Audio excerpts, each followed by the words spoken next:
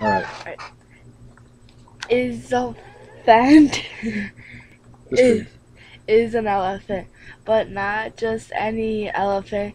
She's a fourth grade elephant. Like any other fourth grade, Isabelefant has some special talents. You may know some fourth graders yourself.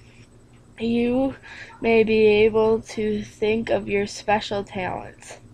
For instance, maybe you know a fourth grader who is good at science, or a fourth grader who can run fast.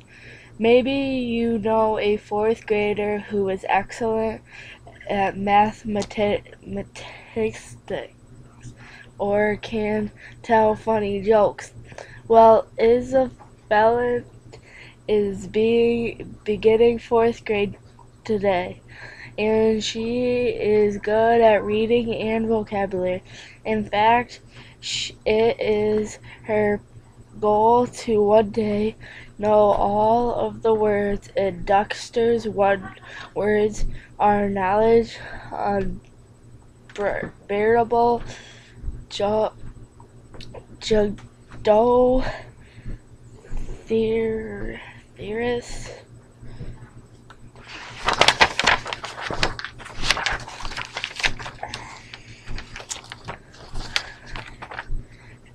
It's her favorite book, and she carries it everywhere just in case the solution arises that she may be able to learn and use a large fancy word. Isabella was so ready for her first day. She had peanut butter for lunch. Of course, she was going to bring her unbridgeable theories, and she was wearing her lucky pink dress. Peanut butter was her favorite sandwich. She was sure to impress the teacher with large and fancy words from her theory. Her her lucky pink dress was the very same one she was wearing when she won the vocabulary bee in third grade in her old school. Today was not only Isabella's first day of fourth grade, but it was her first day at Barkwood Elementary School. After third grade, Isabella's family moved to a different town to be closer to her granny friend. Isabella was nervous, but with her theoretic and lucky dress, she felt confident. At last, the school bus arrived in front of Isabella's house. She took a last look in her full-length mirror. She, yes, she looked just right for the first day of fourth grade, except, well, except for the fact that she was so small. She wasn't just small for an elephant, but small for a fourth grader.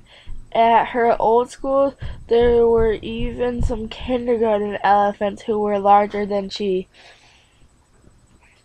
But maybe this year would be different. Her parents told her at a new school there were all different specifics of students. There would be there would not be row after row of elephants, but all sorts of animals. Surely some squirrels or lumas would be smaller than she, right? The Keep school bus going. sounded its horn, and Isabella grabbed her theoretic in both hands. Keep going. She was unable to carry her lunch sack because the overwhelming size of the Therosaurus, but it was worn. Certainly, it was worth it. Certainly, she felt it was much more important to impress the teacher on the first day than to eat. As Eliphalet struggled with her Thrassosaurus, it boarded the bus so quickly, noticed that there were no unavailable seats. The other animals seemed to have already been seated with friends they had known from previous years in school. Friends. Yes, friends would be a challenge, says for Eliphalet. In her old school, she had spent all of her recess reading her thesaurus and forgot to make friends. Her old bus wasn't so crowded, and she was able to sit alone her way to school and read quietly. Now she found herself staring down the alleys of the crowded bus line with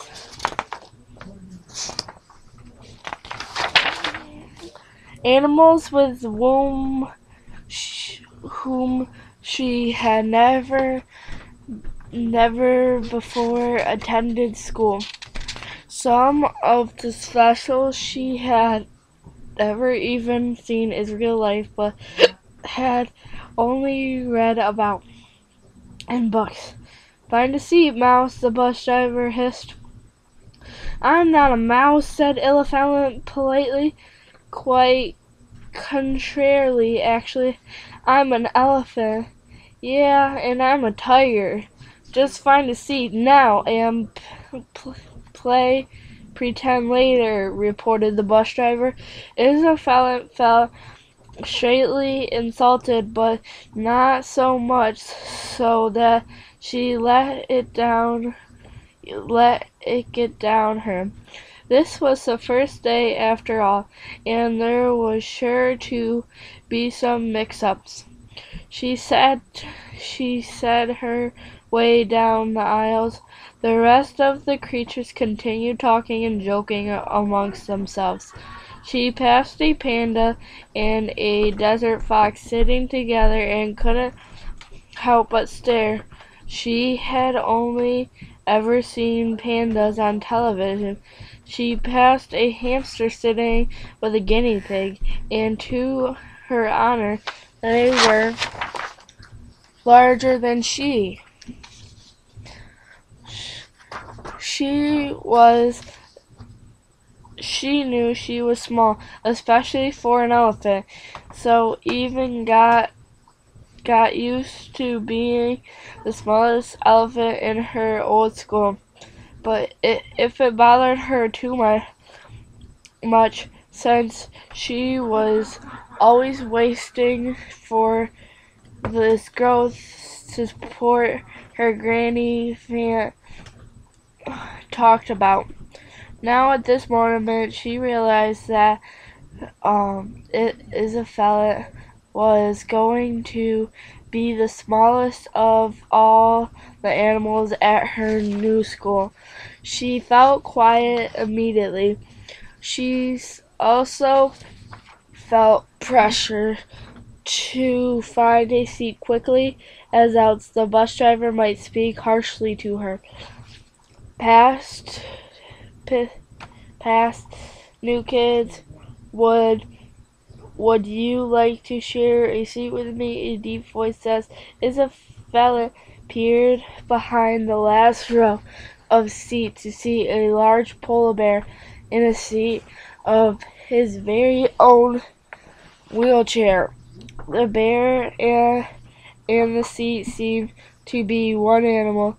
The bear's thin leg was held up in place by metal bars. His arm was resting on his lap, and a padded bar with buttons on it extended from the back of the chair. It's just under his arm. The bear had a ballpoint pen in his mouth that he kept tucked near the side of his wheelchair when he spoke. "I asked if you like to share my seat," replied the bear. "Well, I don't mean to be so hesitant in responding, uh, but I don't believe there's room for me," Isabella replied. "Sure there is. I think you fit on the armrest," offered the bear. He said, the pen in his mouth to point the pad armrest. "I accept your gracious offer," said Elephant, "if you're sure you won't be needing it yourself." "No, I don't use the armrest," answered the bear. "I don't move my arms or my legs. I can't."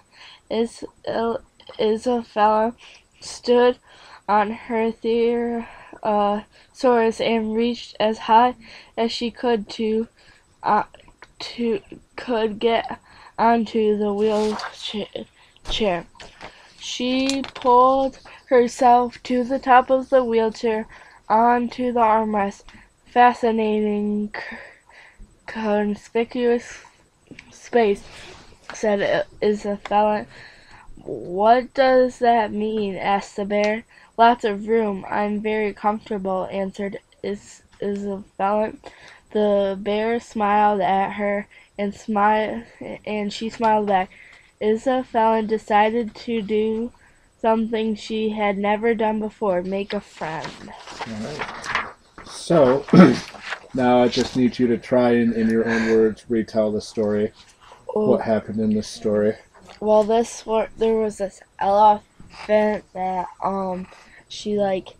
she just moved so she could be by her like grandmother, I think, and so it was a new school, and she was in 4th grade, and she's like really small, and everybody's kind of bigger than her, and it's just hard for her to make a friend, um and then so first day she's going on the bus, and there's no seats, and then there's this polar bear in the back of the bus in a wheelchair, and he like lets her kind of sit with him, and she makes a friend, and she knows her vocabulary and spelling and stuff like that. How do you know there's no seats on the bus? Because it said that the like bus is like, I can't remember the word, but I think it was like packed or something. Mm-hmm. I think the word was crowded was one that they used, so you kind of picture a bus that's full of people. Yeah. What happened with the bus driver when she tried to get on?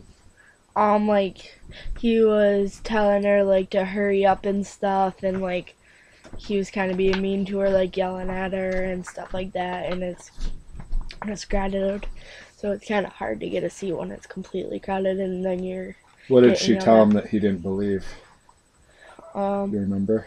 Oh, he said you're a mouse, and she's like, "I'm actually really an elephant." Yeah, he didn't think that was true. So if he thinks she's a mouse, like how big do you think she even is? Not that big. Right. I think that is good. We'll try and save this one too.